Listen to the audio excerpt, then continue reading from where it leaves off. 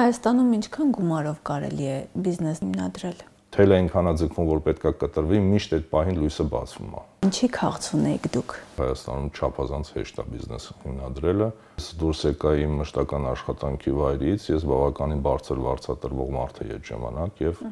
ամուսնացած էի, այսինքն երկու խանգարող հանգամանք կար։ Ինչպես սпасել այդ հաջողությանը։ Ընտանիքն էլ ինչքան է որ նեցու կա, բնականաբար որ տղամարդը 3-4 տարի գումար ընդհանրապես չաշխատի։ Չաշխատասեր մարդը կարող է հաջողակ բիզնես ունենալ։ Մարդը ոչ թե պետք է հանգստանա տարի մի անգամ, այլ այն ժամանակ երբ հոգնածա։ Ինչ զգացողություն եղավ առաջին անգամ, երբ որ ձեր երազած գումարը աշխատեցիք կամ հասկացաք, որ դա արդեն ունեք։ Միշտ ամենախորը դեպրեսիայի մոտ բացվում ամենաուժեղ լույսը։ Դժվարությունները մեր կյանքի համար անհրաժեշտություն են առաջ գնալու համար։ Հաղորդման գործընկեր Լապիոնի ծաղկի սրահ։ Լապիոնիում ծաղիկները պատմում են սիրո պատմություններ։ Այստեղ կգտնեք նաև Դուբայի հայտնի շոկոլադներից։ Հասցեներ Վաղարշյան 18 և Կոմիտասի 60 կոտորակ 2։ Այսօրվա իմ դիմահարդարման և վարձահարդարման համար շնորհակալ եմ Շողա Բյութիին։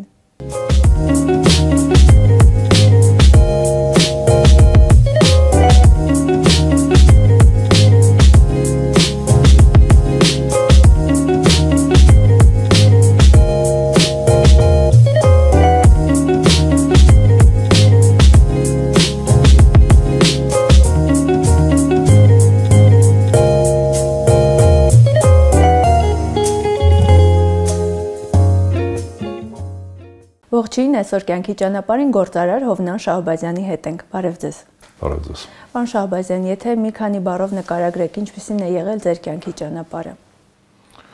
Երևի անկանխատեսելի, բուրըն եւ Աստված գիտի թե ոնց կլինի։ Քանի տարեկանում որոշեցիք ձեր առաջին բիզնեսը հիմնադրել։ Դա 13-14 տարի առաջ էր, այսինքն ես 30 տարեկան էի։ Ձեր հաղորդումներից, հարցազրույցներից մեկի ժամանակ ասել եք, որ սովը քաղցը մարդու համար ամենամեծ մոտիվացիան է։ Իհարկե ոչ ուղիղ իմաստով։ Այդ պահին ինչի քաղց ունեիք դուք։ Դա ոնց որ Հայաստանում, Երևանում ապրող երիտասարդներից շատերը առաջի անհրաժեշտության հարց կար, ընտանիք պահել, սոված չլինել, բոլոր իմաստներով, հա, երբեմն նույնիսկ ուղիղ իմաստով։ Բայց հետո բնականաբար, երբ որ առաջի անհրաժեշտության հարցերը լուծում ես, այդ Մասլոուի եռանկյունու հարցն է, էլի, հաջորդը գալիս է արդեն ապահովության հարցը, հետո գալիս են արդեն ինչ-որ հոգևոր բավարարվածություններ ես ուզում ստանաս, դժվար է վեհ գաղափարների մասին մտածել, եթե ստամոքսը դատարկ է, ու դա փաստ է բոլորի համար։ Ուստի, երբ որ առաջի անգամ զգում ես, որ դու արդեն կարիք չունես սնունդի կամ այլ բաների, առաջին անհրաժեշտության բաների մասին մտածելու, ավտոմատ գալիս է արդեն երկրորդ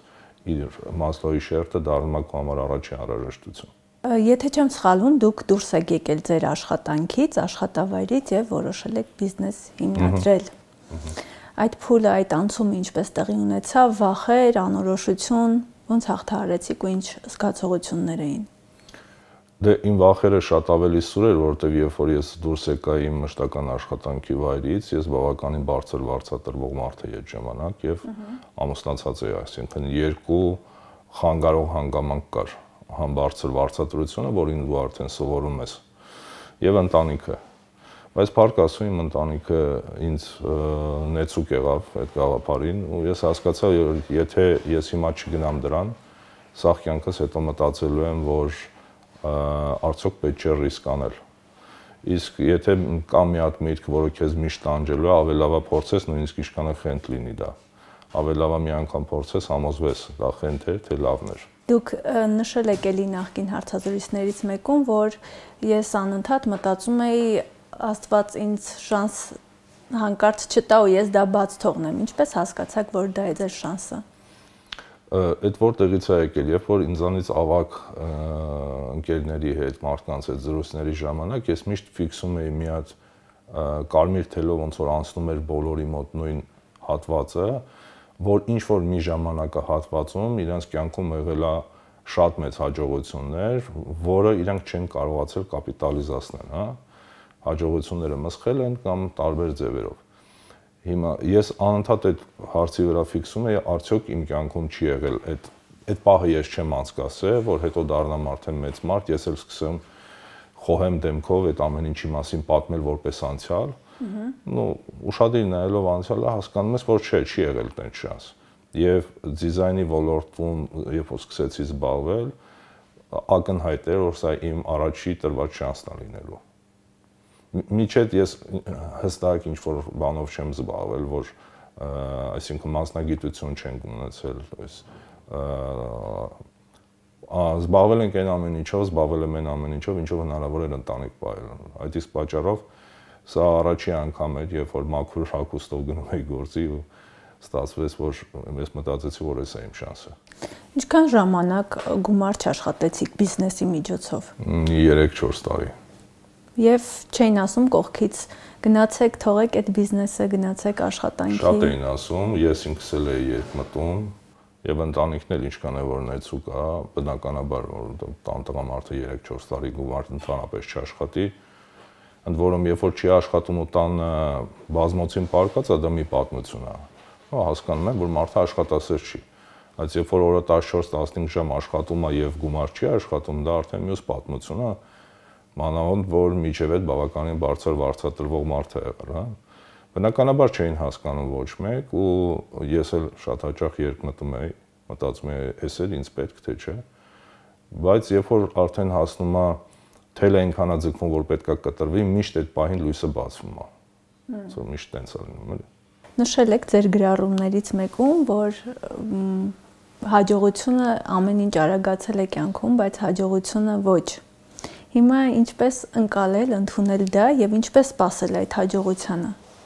Ну, առաջինը սիրելով։ Եթե դու սիրում ես այն ինչով զբաղվում ես, դու պատրաստ ես երկար դիմանալու։ Դա նույն մարդկային սիրո պես է, չէ՞։ Երիտասարդներ կան, որ ասենք նույն բանակի պատճառով կամ ինչ-ինչ պատճառով երկար տարիներ իրարից հեռու են ապրում, բայց սիրո արկայության դեպքում իրանք դիմադրում են ու անցնում են։ Նույն բանը գործի մեջ է, եթե դու սիրում ես քո աշխատանքը, դու պատրաստ ես երկար դիմանալ, մինչև որ հաջողության դուռը կբացվի։ Եթե դու դա անում ես միայն ֆինանսի համար, դրա պատճառով է, որ շուտ-շուտ նայում ես մարդը մի ոլորտում է այսօր, վաղը տեղափոխվում է ուրիշ ոլորտ, երրորդ օրը ուրիշ ոլորտ ու իր երիտասարդության ավիոնը ուժը վատնում է փորձարկումների վրա, դառնում է արդեն այն տարիքին, որ արդեն պետքա էներգիա չկա, արդեն դրա փոխարեն գալիս է խոհեմությունը, չէ՞, երիտասարդությունը ոնց է 20 տարեկանից կա ուժեղ էներգիա, բայց չկա փորձ, չկա խոհեմություն։ Դու 20 տարի սկսում ես աշխատել ու հաջողության հասնել էներգիայի հաշվին, 14-15 ժամ աշխատելու հաշվին։ Հետո կամաց-կամաց էներգիան սպառվում է, դրա տեղը գալիս է խոհեմությունը։ Եթե քո մոտ չի կուտակվել որևէ ասպարեզում այդ խոհեմությունը, դու խնդրեմ ունես ուրեմն։ Այսինքն պետք է երկար դիմանալ, եթե վստահ ես, որ դա քոնն է եւ սիրում ես այն ինչով զբաղվում ես, պետք է երկար դիմանալ։ Հաջողակ բիզնես ունենալու գլխավոր գրավականը դա է։ Այո, նաեւ երկրորդը երևի թե անորոշության մեջ գործելու հատկությունը։ Մեր տարածաշրջանի ընկերները, ովքեր որ նոր են գործով զբաղվում, բիզնեսով զբաղվում, անդադ ասում են, որ հիմա ծանր ժամանակներ են, միշտ ծանր ժամանակներ են եղել եւ միշտ ծանր ժամանակներ են լինելու այն մարդու համար, ով չի ուզում ապրի ստանդարտ կյանքով, ով ուզում է իր կյանքում մի բան փոխի, ով ուզում է փոխի իր ընտանիքի կամ իր շրջապատի կյանքում ինչ-որ մի բան, միշտ ծանր ժամանակներ են լինելու, որովհետև տրամաբանական է, եթե դու գետի հոսանքին հակառակ ես լողում, պետք է բարի լինես երկու անգամ շատ էներգիա ծախսես։ Եթե դու տրված ես առօրյա ու աշխարհում եղած յուրաքանչյուր իրավիճակի, քեզ գետը ուղակի տանում է, դու տեղ էներգիա ծախսելու բան չունես։ Ինչ փոխվեց ձեր կյանքում, բացի ավելի ապահով ապրելը հաջողությունից հետո։ Պատասխանատվությունը մեծացավ։ Ես հիմա մեծ պատասխանատվություն եմ զգում իմ վրա, որ ստացվում է, որ ես որոշ չափով ինչ որ երիտասարդների համար դառնում եմ մարդ ումից օրինակ են վերցնում, դա մեծ պատասխանատվություն է։ Դա խանգարում է քեզ նաև ապրելու, որովհետև իրականում դու հասկանում ես, որ դու միայն քո համար չես ապրում, քո ընտանիքի համար չես ապրում, այլ նաև որոշ դեպքերում քո հաջողությունը եւ քո կյանքից կախված է ինչ-որ մարդկանց հաջողություններ։ Պատասխանատվությունը մեծացավ, բայց դա իր հերթին նաև լավ է, որովհետև երբ որ միշտ ուղեղդ լարված է եւ միշտ դու սպորտային լեզվով ասած միշտ ֆորմի մեջ ես, միշտ լավ մարզավիճակում ես լինում։ Այդ չաշխատասեր մարդը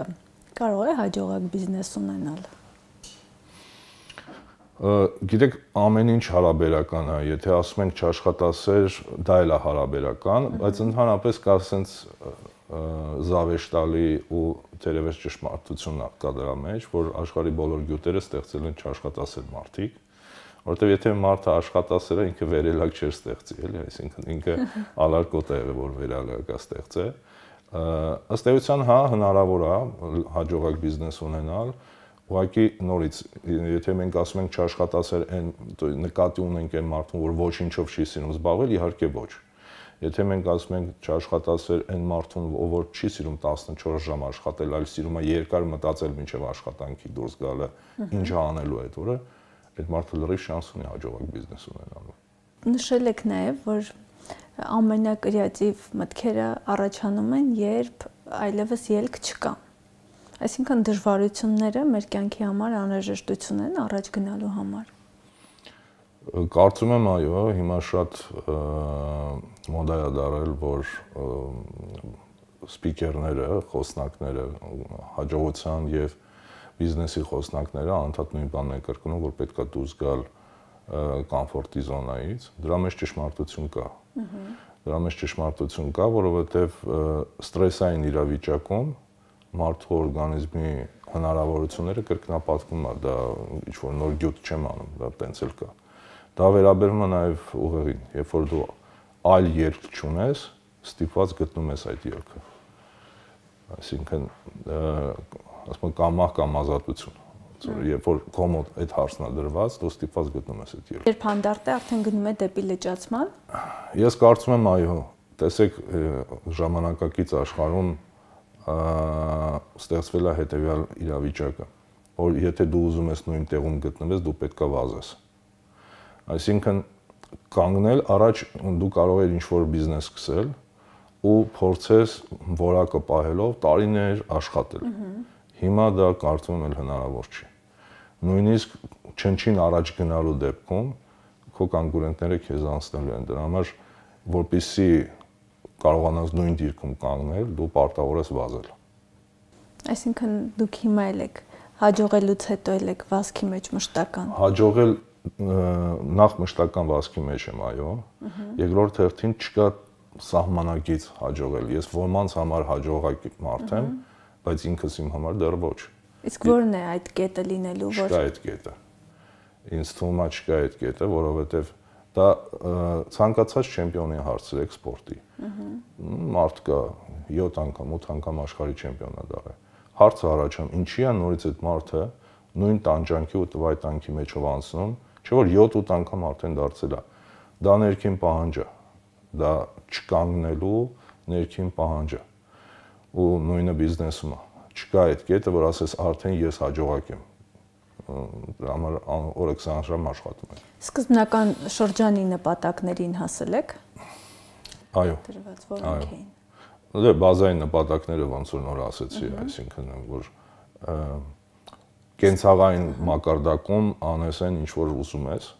ու առանց մտածելու դրա հետևանքների մասին, բնականաբար խոսքը նորմալ բաներ, եթե ուզում ես հանգստանաս, ես միշտ ասում եմ, որ մարդը ոչ թե պետք է հանգստանա տարի մի անգամ, այլ այն ժամանակ երբ հոգնածա։ Ու հիմա անցած տարի օրինակ 12 անգամ գործողում եմ արել։ Ես միշտ հանգիստն ու գործողումը համատեղում եմ։ 12 անգամ Հայաստանից մեկնել եմ տարբեր տեղեր։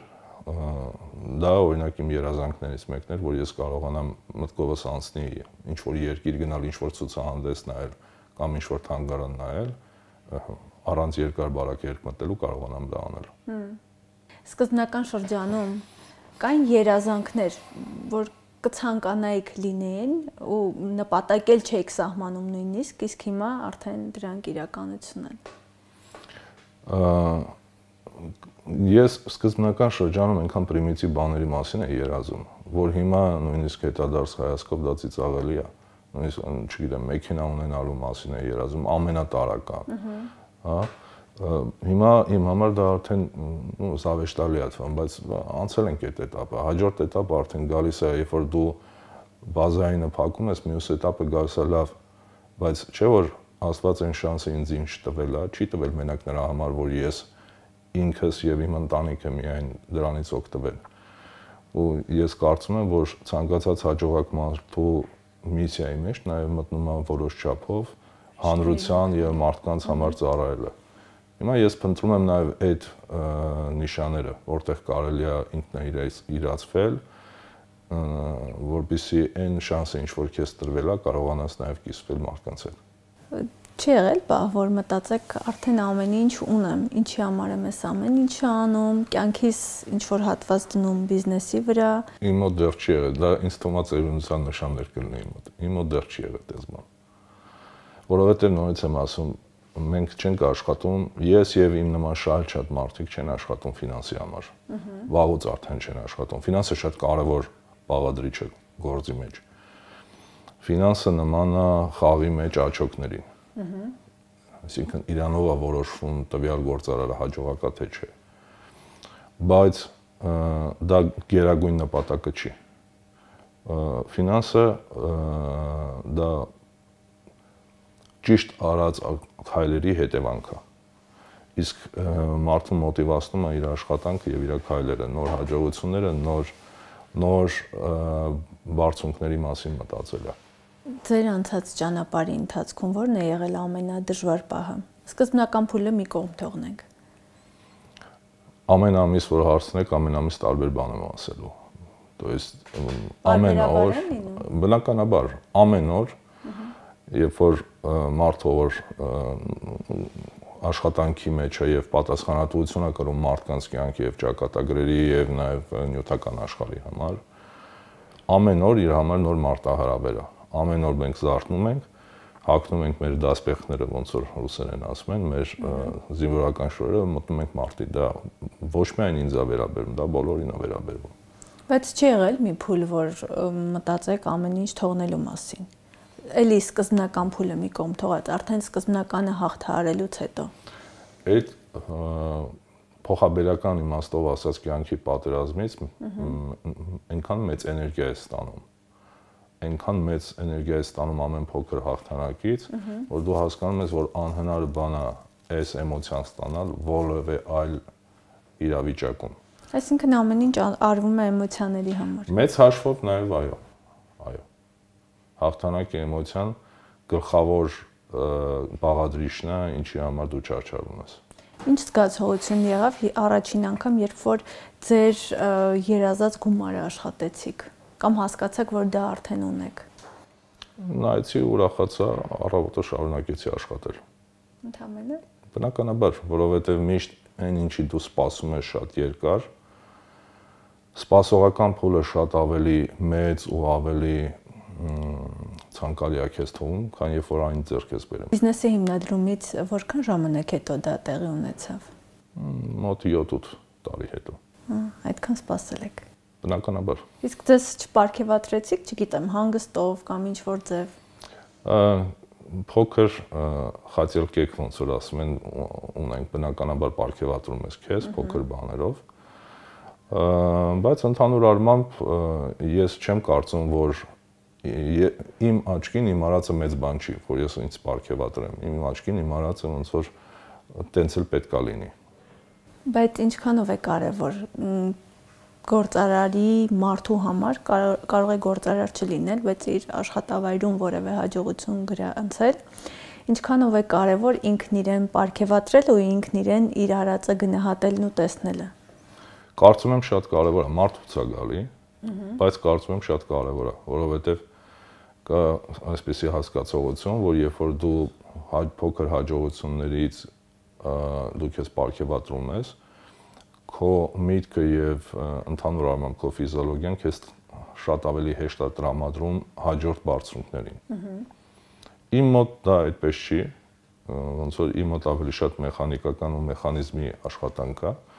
բայց շատ մարդկանց մոտ դա աշխատում է։ Այ ձեր վրա տարիներով աշխատել եք, որ այդպես գծած մեխանիզմի նման աշխատեք։ Ամեն օրվա իմ հիմնական աշխատանքը դա ինքնակատարելագործումն ու ինքնազարգացումն է, ես հիմնականում հենց դրանով էլ զբաղվում եմ։ Ինչն է կարևոր, օրինակ,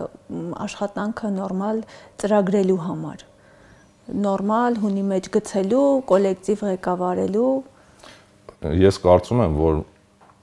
մարդը եւ բիզնեսը իրանք երկուսն էլ շատ նման են իրար այն իմաստով, որ երկուսն էլ բիզնեսի ղեկավարը եթե ամեն օր չի ինքնակատարելագործվում եւ ինքնազարգանում, ես կարծում եմ ինքը չի կարող բիզնեսը կատարելագործի ու զարգացնի եւ ոնց որ նոր ասեցի, եթե դու ուզում ես զարգացած լավ ընկերություն ունենաս, դու անընդհատ պետք է առաջ գնաս։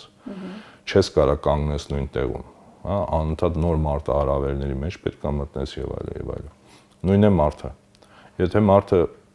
իմ կարծիքն եմ ես ասում, օրվա, չգիտեմ, 10-15-20% գոնե չի տրամադրում նրան, որ ֆիլտրի իր արածները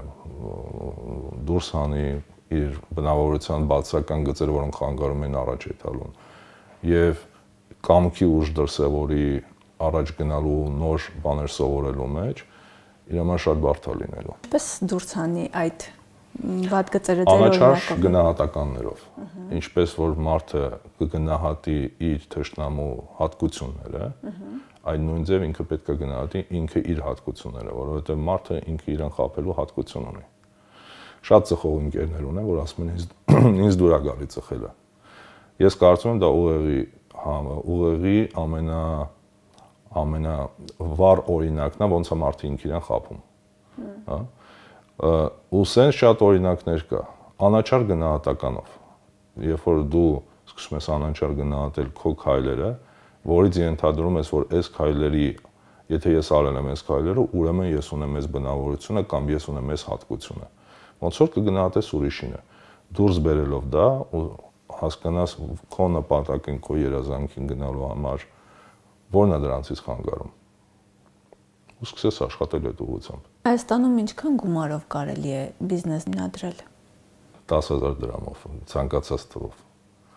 ցանկացած թվով, որովհետև այսօր աշխարհում շատ փող կա, այսօր լավ գաղափարների կարիք կա։ Եթե դու չունես փող, բայց ունես լավ գաղափար, եւ վստահ ես, որ դա լավ գաղափար է, որովհետև դա կարա քեզ թվա, որ դա լավն է, բայց լավ գաղափարը դա նորարարությունն է։ Լավ գաղափարը դա խնդրեմ լուծող գաղափարն է։ Այսինքն դու քո գործունեությամբ պետք է որևէ խնդիր լուծես, որևէ բաց հարց լրացնես։ Ու եթե դու հստակ տեսնում ես ճանապարհային քարտեզը, փող գտնելը աշխարհի ամենահեշտ բանն է դառել այսօր։ Այսինքն կարևոր է տեսնել թե որտեղից է սկսելու ու ուր ես ուզում հասնել։ Բնականաբար իհարկե։ Եթե դու ուզում ես մանավանդ ինվեստորները քեզ գումար տան, գոնե առաջի 5 տարվա ճանապարհային քարտեզը հստակ պետք է լինի։ Իսկ որտեղից գտնել հովանավորներ։ Շատ ֆոնդեր կա այսօր Հայաստանում եւ ընդհանուր առմամբ աշխարհում շատ ֆոնդեր կա։ Եթե նորից եմ ասում, գաղափարը լավն է եւ մի քանի ավագ ընկերոջ հետ կամ փորձառու ընկերոջ հետ խոսել ես եւ այդ մարդիկ են հաստատել, որ գաղափարը լավն է, հովանավորներ գտնելու հարցը շատ հեշտ է։ Դուք որքան գումար ներդրեցիք բիզնես սկսելու համար։ Իմ մոտ շատ գարմանիշնի է եղել, ես այսինքն ինչ որ կոնկրետ թիվ չեմ հիշի հիմա, որ ներդրել եմ, շատ փոքր գումար է դա եղել։ Այսինքն մի հատ համակարգիչ առնելու մասշտաբի գումար է եղել, ես ու իմ գործընկերը իրար հետ Ալբերտը Գալստյան իրար հետ սկսել ենք յուրաքանչյուրս մի հատ համակարգիչ ենք առել, մի հատ տեղ ենք վարձել, մաքսիմում փոքր տարածք, որտեղից սկսել ենք։ Բայց տարածված կարծիք կա, գուցե կարծրատիպ է, որ Հայաստանում շատ դժվար է բիզնես հիմնադրելը։ Ես լրիվ հակառակ կարծիք եմ, անկեղծ ասած։ Ես կարծում եմ, որ Հայաստանում չափազանց հեշտ է բիզնես հիմնադրելը, նայելով մնացած աշխարհի քարտեզներին։ Դա նրանից է, որ Եվրոպայում անչափ դժվար է, Ամերիկայում դժվար է, Ռուսաստանում դժվար է, բոլոր այն երկրները, որտեղ բիզնեսի կուլտուրա վերջի 15-20 տարում է մտել, բոլոր այդ երկրներում չափազանց հեշտ է բիզնես սկսելը։ Բոլոր այն երկրները, որտեղ ունեն մի քանի 10-ամյակի կամ նույնիսկ 100-ամյակի բիզնեսի պատմություններն այնտեղ շատ դժվար է։ Մրցակցությունը մեծ է։ Մրցակցությունը մեծ է, բիզնեսը որպես ստրուկտուրա, որպես կառույց չափազանց կազմակերպված է։ Հայաստանը այդ առումով դեռ չմշակվածող է ու գրեթե յուրաքանչյուր ոլորտում, գրեթե յուրաքանչյուր հնարավոր է բիզնես սկսել ու հասնել հաջողության, նույնիսկ այն ոլորտներում, որ թվում է թե լճացում կա, նույնիսկ այդ ոլորտներում, յուրաքանչյուր ոլորտում հնարավոր է Հայաստանում սկսել բիզնես հասնել հաջողության, եթե դու դա անում ես բիզնեսի օրենքներով։ Մենք հայերս շատ ենք օգտագործում, նախկինում ավելի շատ էին օգտագործում փող չկա արտահայտությունը։ Ըստ ձեզ, այս եւ նմանատիպ այլ արտահայտություններ ծրագրավորում են մեր կյանքը։ Վերում են նրան, որ մենք անընդհատ չունենանք փող։ Կարծում եմ, հա։ Այո, կարծում եմ, այո։ Ըստ էության մարդու մտքից կախված է մարդու խոսքերը։ Փող չկա, դու չես կարող ասես փող չկա արտահայտությունը, եթե դու դրա մասին չես մտածում։ Իսկ եթե դու դրա մասին մտածում ես, դու չես կարող փող ունենաս։ Այստեղ պարադոքսալ փակ կրուգ է։ Այն ինչի մասին դու մտածում ես, դա դառնում է խոսքեր, այն ինչի մասին դու խոսում ես, դա դառնում է բնավորություն, այն ինչ քո բնավորությունը դառնում է սովորություն։ Այսինքն, եթե դու ուզում ես ունենաս լավ սովորություններ, սովորությունները դառնում է բախտ, ճակատագիր։ Եթե դու ուզում ես ունենաս լավ ճակատագիր, պետք է ճիշտ մտածես։ Այն նաև շատ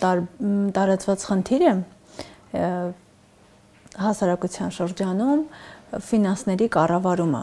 Երբ որ աշխատավարձից մի քանի օր անց մարդիկ նշում են, որ այլևս գումար չունեն ամսվա մյուս օրերի համար, թեև նշում են, որ կարելի էր կազմակերպել մի ձև, բայց չկա։ Դա շատ լուրջ խնդրեմ է։ Ես նույնիսկ հաճախ մտածում եմ, որ եթե ինչ-որ մի օր ես շանս ունենամ, օրինակ միջնակարգ կրթություն վրա ազդեցություն ունենալու, ես անպայման տարական ֆինանսների կառավարում կդասավանդեմ գոնե կիսամյակ, որ մարդիկ հասկանան, որ չի կարելի վարկով ծնունդ անել, որ հասկանան հստակ ինչի համար է վարկով գումարը տրված, տարբերեն ինչա վատնումը, ինչա ծախսը, ինչա ներդրումը, երեք գլխավոր հասկացողությունները տարբերեն։ Ես չեմ ասում պրոֆեսիոնալ ֆինանսիստի նման, բայց մարդը պետք է կարողանա ճիշտ կառավարի ֆինանսները, որպեսզի կարողանա խուսափել այլ խնդիրներից եւ խուսափել նաեւ այն փակուղիներից, որոնք որ դիտավորյալ ֆինանսական կառույցները մարդկանց գցում են։ Իդեպ ես չեմ ասում, որ իրանք մեղավոր են։ Բանը նրանում է, որ ֆինանսը ինչ է, ռեսուրս է։ Եթե դու սխալ ես կառավարում քո ռեսուրսը,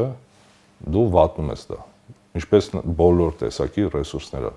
Առողջությունը ինչ է, ռեսուրս է։ Ժամանակը ինչ է, ռեսուրս է։ Նույնը ֆինանսը։ Ճիշտ պետք է կարողանաս իրանց հետ վարվես։ Եթե ճիշտ ես վարվում իրանց հետ, ամեն ինչ բերում է իր ադաչը։ Եթե ճիշտ չես վարվում, բնականաբար դու ընկնում ես կախման մեջ տարբեր իրավիճակներից եւ տարբեր երևույթներից։ Ինչպես փորձել ճիշտ վարվել։ Նախ առաջինը իմանալ, որ դրա մասին դու ոչինչ չգիտես եւ դա կարեւոր է։ Ինքնակրթության առաջի քայլը դա նա է, որ դու ինքդ քեզ խոստովանես, որ դու դրա մասին չգիտես։ Եվ երկրորդ քայլը նա է, որ դու խոստովանես, որ դրա մասին քեզ պարտադիր է իմանալ, ոչ թե որպեսզի մեծ բիզնեսներ կառավարես, օրինակ խոսում ենք ֆինանսների, այլ կարողանաս քո հետագա կյանքը ճիշտ դասավորես։ Այսօր սովորելը կրթությունը աշխարհի ամենահեշտ բառն է դարձել։ Ուղղակի գրեք YouTube-ում, ել չեմ ասում ChatGPT եւ այլն։ Գրեք YouTube-ում այնքան պարզեցված հասարակ լեզվով դասընթացներ կլինի, քո ուզած նույնիսկ լեզվով։ Ել չեմ ասում անգլերեն կամ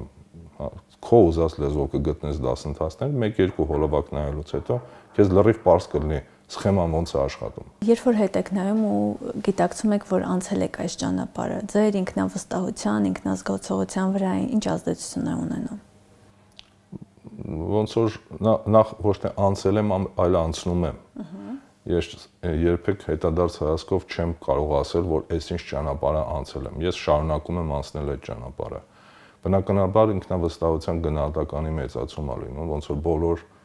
փոքրի շատ հաղթանակներ ունեցած մարդկանց մոտ։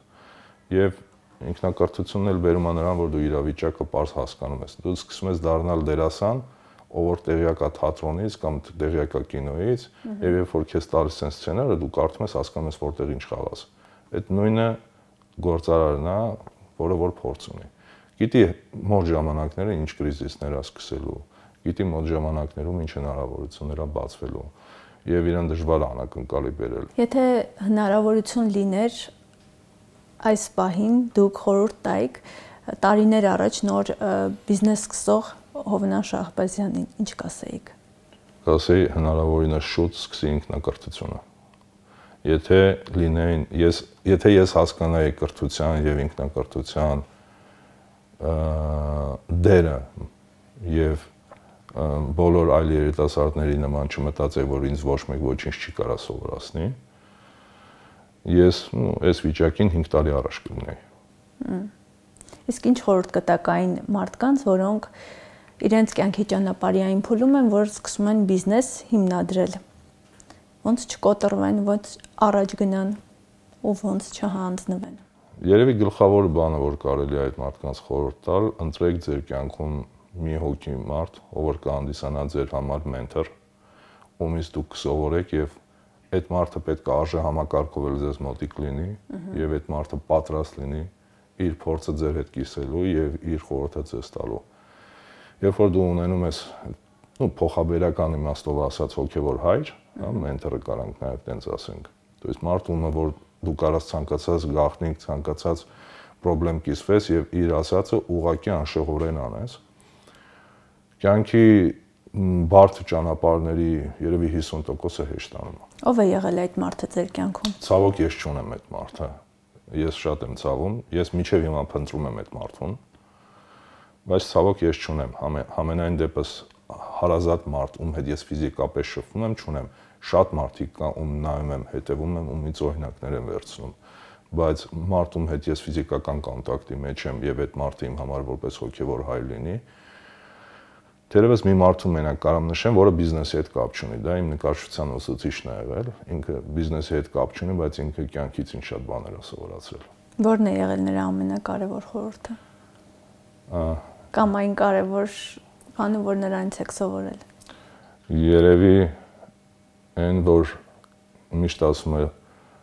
միշտ ամենաուժեղ լույսի մոտ լինում է ամենաուժեղ ստվերը։ Դա նկարչության մեջ օրենք է։ Եվ կյանքում էլ եթե նայում ես, միշտ ամենախորը դեպրեսիայի մոտ բացվում է ամենաուժեղ լույսը։ Դրա համար պետք չի երբեք վհատվել։ Շնորհակալ եմ հարցազրույցի համար։ Հիշեցնեմ, այսօր կյանքի ճանապարհին գործարար Հովնան Շահբազյանն էր։ Բաժանորդագրվեք եւ մեկնաբանություններում նշեք, թե ելում կցանկանաք տեսնել իմ եւ ձեր կյանքի ճանապարհին։ Հաղորդումը նկարահանվում է Beer Academy-ում։